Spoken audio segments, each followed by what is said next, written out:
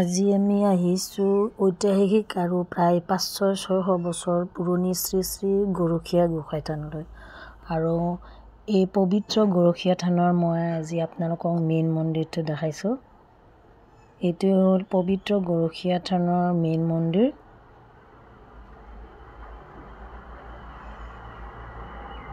আৰু আপোনালোকে এটা কথা মন কৰিছেনে যে গছবিলাকত গামোচা বান্ধাই আছে। আৰু এই মন্দিৰৰ এটা মাহাত্ম্য আছে, মই আপোনালোকক পিছত জনাই আছোঁ বাৰু। প্ৰথমতে মই আপোনালোকক মন্দিৰৰ চাৰিওফালটো এবাৰ দেখাইছোঁ। আৰু ইয়াৰে এৰিয়াটো বহুত ডাঙৰ এৰিয়া হয়। আৰু এইফালে আছে মন্দিৰৰ মেইন গেট, এইফালেদি মানে মন্দিৰৰ ভিতৰলৈ প্ৰৱেশ কৰিব পাৰি। মহাপ্ৰভু শ্ৰী শ্ৰী গৰখীয়া গোসাঁইৰ থান ইয়াত দেখিছেনে? আৰু ইমান ডাঙৰ এটা মন্দিৰ দেখি খুবেই ভাল লাগিল। আৰু আপোনালোকে যদি কেতিয়াবা আহে ইয়ালৈ আহিব পাৰে, ইমান ধুনীয়া লাগিছে চাই। আৰু এইফালে চাওক, হনুমানৰ এটা ডাঙৰ মূৰ্তি, জয় হনুমান। আৰু এইফালেও এখন গেট আছে। আৰু এইফালে চাওক, ইয়াতে চাকি ধূপবিলাক জ্বলোৱা হয়। চাকি ধূপবিলাক ভিতৰত জ্বলাব নিদিয়ে, বাহিৰতে জ্বলাব লাগে।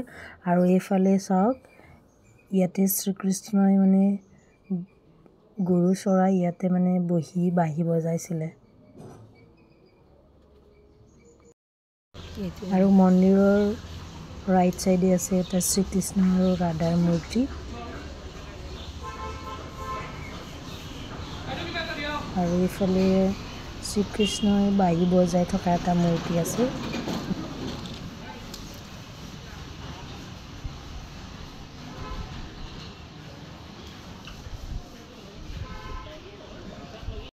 আৰু আহক এতিয়া চাওঁ ইয়াতে থকা পুখুৰীটো। আৰু ইয়াতে লক্ষ্য কৰিছেনে, ইয়াতে যিমানবোৰ গছ আছে গোটেই গছবিলাকত গামোচা বান্ধাই আছে। গামোচা বান্ধাৰো এটা তাৎপৰ্য আছে, মই সেইটো আপোনালোকক পিছত জনাই আছোঁ। প্ৰথমতে চাওক, পুখুৰীটো ইমান ধুনীয়া। আৰু এই পুখুৰীটোত বিভিন্ন ধৰণৰ কাছ পোৱা যায়। আৰু এই পুখুৰীটোৰ সোঁমাজত এটা শ্ৰীকৃষ্ণৰ মানে মূৰ্তি আছে, য'ত মানে শ্ৰীকৃষ্ণই কালিয়া দমন কৰিছিল।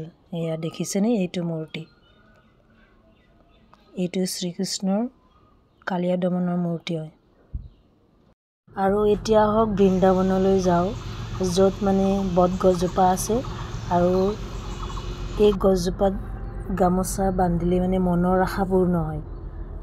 আৰু এয়াই হ'ল পবিত্ৰ গৰখীয়া থান। আৰু ইয়াতে শ্ৰীকৃষ্ণই গৰু চৰাই থাকোঁতে বাঁহী বজাইছিলে। আৰু এই গৰখীয়া থানৰ এটা মাহাত্ম্য আছে যে এই বটগছজোপাত মানে গামোচা বান্ধিলে মানে মনৰ আশা পূৰণ হয়। গতিকে আজি ভিডিঅ'টো চাই আপোনালোকৰ কেনেকুৱা লাগিলে কমেণ্ট কৰি জনাব। আৰু যদি কেতিয়াবা ইয়ালৈ আহে আপোনালোকে আহিব পাৰে।